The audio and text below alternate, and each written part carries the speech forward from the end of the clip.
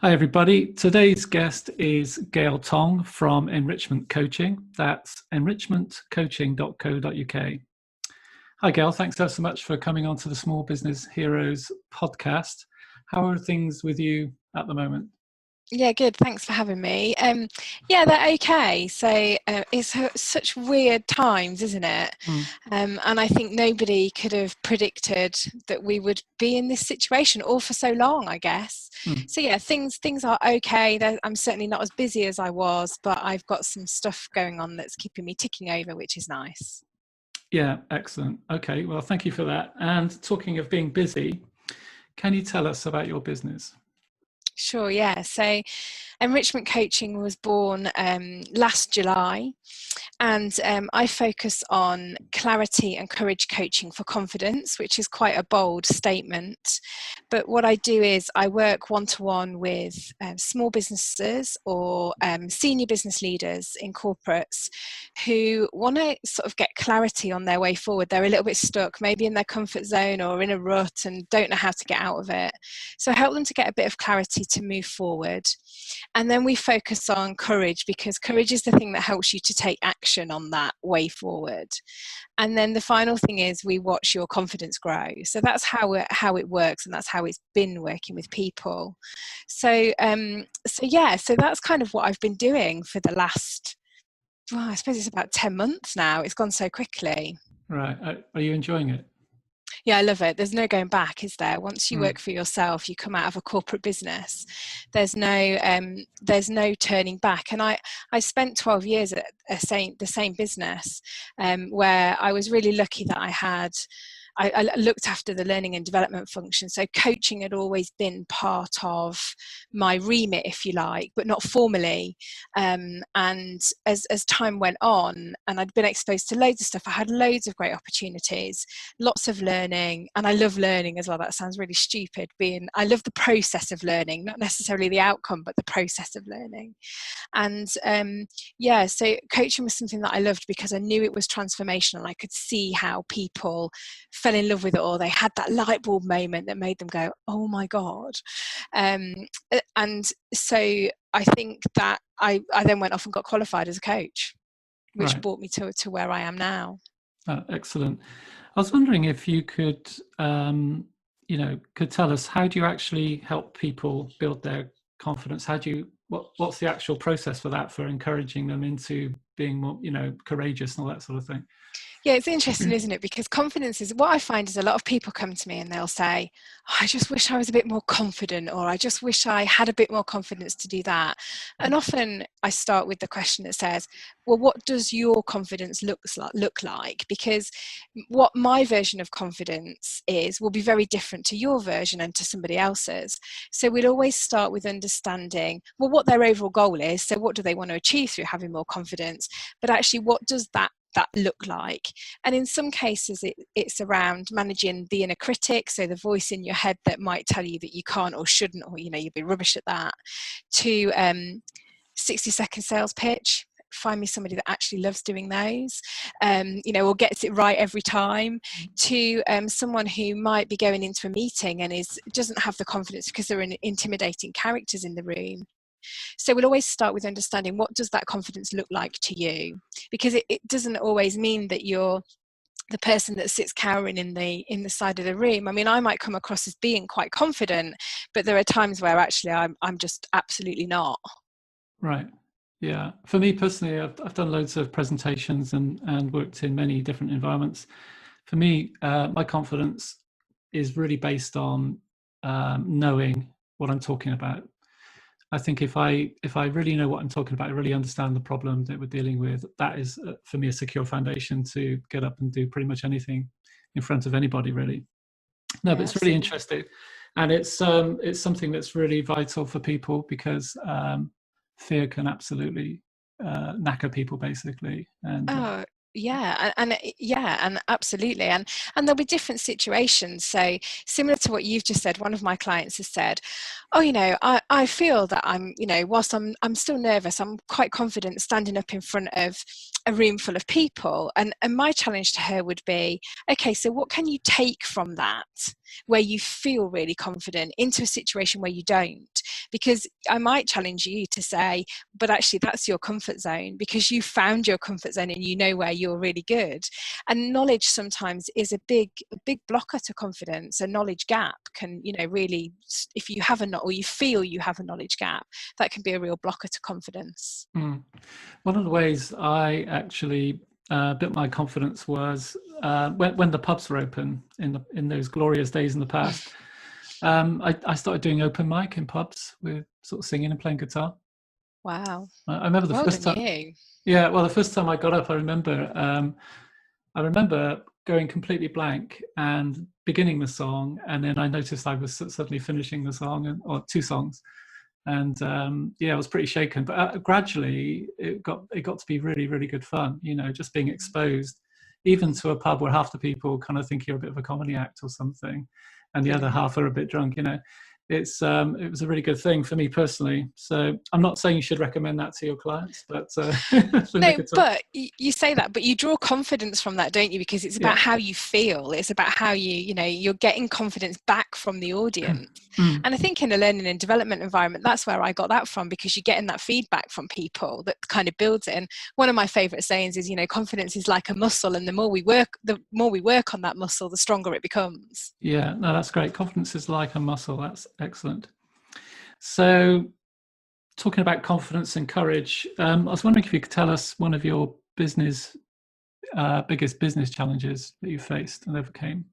Yeah, so I think the biggest challenge probably in the beginning was around building a network. So I'd got a reasonable size network in my learning and development corporate career, if you like. And suddenly I realised that, actually I'm now out here as a coach. And first of all, I need to define what kind of coach I am, because that's the first thing people ask you when you say I'm a coach. So for me, it was about, right, how do I now build up a new network where people know me as Gayle from Enrichment Coaching? So I think, well, the absolute way that I overcame that was through networking. So I just went to pretty much any and every local networking event that was going, in those days when we were allowed out. Yeah. And built my confidence that way, and then started to talk about who I was and what I did. And it was, I think I underestimated how long that would take. Because I think when you go into business, nobody really you think, I knew there was a lot of stuff to do, don't get me wrong, but I think you underestimate how long things can take. Yeah. So it probably took me a good maybe 6 months to kind of figure out who is influential on this networking scene locally, who do I need to connect with, and how am I going to do that? And that was kind of the basis that I kind of took when I was going to. I always go to networking with a goal, which sounds really silly, but who do I know who's going? How am I going to get in front of those people, and actually what am I going to say when I get there? So I think that was probably, aside from all the personal stuff around learning about running a business, that was probably the biggest thing, was getting myself known for the right reasons. Right. Some networking organizations allow people to give talks as well, don't they? Which is really, really good. Yeah, and I'd got a couple of those lined up, thinking, I'd built relationships, and then suddenly people had started to learn a bit more what I could do. And I had a couple. I did one with a local college, which was quite good, and kind of got me back into that kind of presenting space again. And then I'd got another one lined up with a local networking group, but it happened just as we went into lockdown.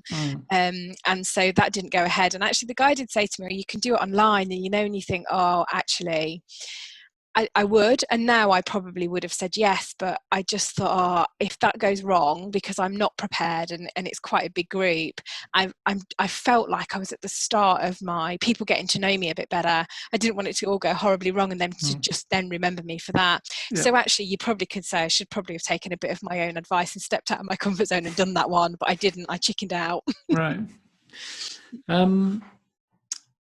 Talking about sort of the many things that you have to do in business, what is one of the things that you wish someone had told you when you started? Oh, it has to be about all the different hats you wear as a business owner. So I knew that there were a lot of hats, but I don't think I quite realised how many. And actually coaching is a reasonably small part of what I do, probably because it's probably the easiest bit.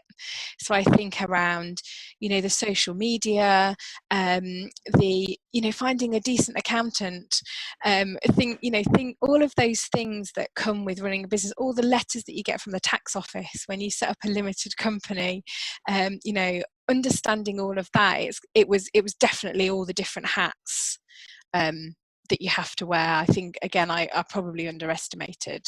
Yeah, yeah, great. So, what's the next step for your business, and how will you get there? Wow, that's a really interesting question at the moment, isn't it? Because I think I'd say for me, I'm still working on building my profile. So I'm still working on people understanding who I am. I've done quite a bit of work on my brand whilst we've been in lockdown to kind of get under the skin of it and to really understand what it is and how I articulate that. So I think the next step is to keep building my profile, keep working on my network, obviously networking online. And I'm starting to move. This was a longer term plan anyway, but I was still running workshops, so I've started to move those online. Part of a bigger plan that isn't how much that's going to cost isn't going to pay my mortgage, but it was part of a bigger plan.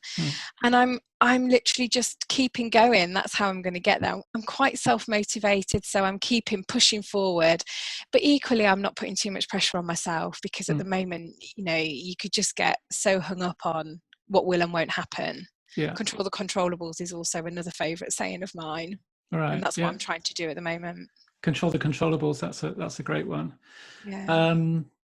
I went through a branding period last year with my product, Proactive, my proactivebusiness.com. And it's a really intense and very kind of useful exercise to go through. It really is. I mean, building that, breaking everything down to your core offering, your branding promise, all these kinds of things makes you kind of think. And it had an impact on the kinds of messages I want to give to people, because they need to connect with your market, right? Absolutely. Yeah. So is that what you found for yourself? Yeah, definitely. And I think I've been able to move away a little bit from the corporate feeling of coaching. I'm quite an actions focused coach. So if you work with me, there's no fluff involved. So I'm not the kind of person that will say to you, so, if you give yourself permission to do this, I'm more of a, what are you going to do, when you're going to do it, how are you going to do it kind of coach. And I know I'm not the right kind of coach for everybody. So when I describe my business, I use a lot of words around kind of, you'll get this, you'll get that, but you will only get that if you take the action. But because I've had I suppose one of the things about lockdown is that it's given us a bit more time to think. So because I've been able to really reflect on the work that I've done, it's helped me to really get to the heart of what enrichment coaching is all about. Right. Great. Okay. So if someone gave you £500 to spend on marketing, how would you spend it? This is a really great question. And I think I actually think that what I'd probably do is I'd probably spend it on a little bit of advice. So one of the things that I've found I've struggled with is, or I feel I've struggled with, is my content across I focus mainly on Instagram and LinkedIn. I do a little bit, I've got a presence on all of them, but I'm finding that most of my clients are on LinkedIn and Instagram. And I quite often feel like, I'm not sure my content's quite there. But people always say to me, your content's great. And you're like, okay, well, I'm not sure. So I think I'd probably spend the £500 on getting advice, because I don't know what I don't know. Yeah. Got it. That's very good. Okay. Do you have a business mentor or support group consultant? Yeah, so a couple of things, I guess. I've been working with a business mentor as part of a group, as part of like a community, to get to the heart of my brand, and that has been really beneficial, and I've really loved, which we've already mentioned, I've really loved doing that. I've also got a great group of people around me where I can share ideas, know I'll get honest feedback. So whilst I don't have a permanent coach right at this moment, there are lots of benefits of having lots of coaches around me. So I'm part of a networking group where we coach each other and we work together. So I'm getting that as well. But the business mentor piece, or the business mentoring piece, has really challenged my thinking in a really great way for me, which I've thoroughly enjoyed. Right. Oh, that's excellent. Yeah, I kind of lean on a guy I used to work with about 20 years ago, and he always asks me questions that go right to the heart of the matter, and it's so good to have people around like that. Very, very helpful, I think. Yeah, absolutely. And can you give us one actionable sales tip? God, the sales thing's really interesting before I answer that, because in my corporate life, I wrote sales programs for training. And when it came to me actually doing it, it was a bit like, oh, how do I actually do this now?